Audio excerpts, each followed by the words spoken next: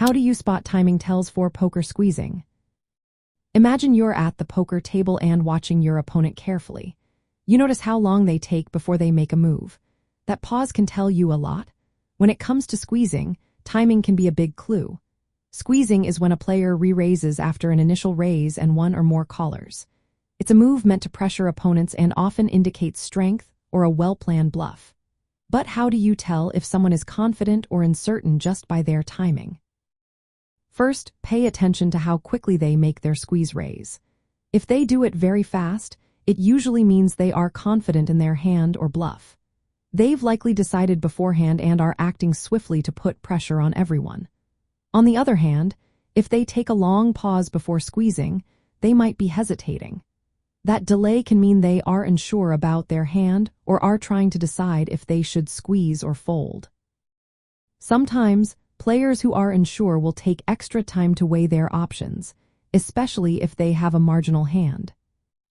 It's also helpful to compare their current timing to how they normally act. If a player usually makes quick decisions and suddenly takes a lot of time, that extra hesitation could be a sign of weakness or uncertainty. Conversely, if a normally slow player suddenly acts very quickly when squeezing, they might have a strong hand or a convincing bluff ready to go. Another point to watch is how many opponents are involved. When a player is deciding whether to squeeze against multiple callers, their timing can reveal how they view the strength of those callers' ranges. If they take longer to squeeze in this situation, they might be carefully considering whether their move will succeed or if they're risking a lot. Stack sizes and position also matter. Short stacks or squeezing from out of position can make players more cautious. If they take a long time to squeeze in these cases, it might be because they're worried about the risk.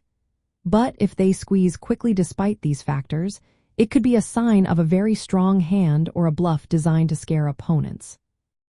Using timing tells is about observing patterns. Notice if a player hesitates before squeezing or acts swiftly. Think about whether this matches their usual style. Combine this with other clues like betting patterns and player tendencies. If you see hesitation, it might mean their range is weaker or more polarized. That's your cue to consider applying pressure or preparing to call with a strong hand. In the end, spotting timing tells for poker squeezing is about paying close attention to how long a player takes before making that re-raise. Fast moves often mean confidence or strength, while delays can suggest uncertainty or a marginal hand.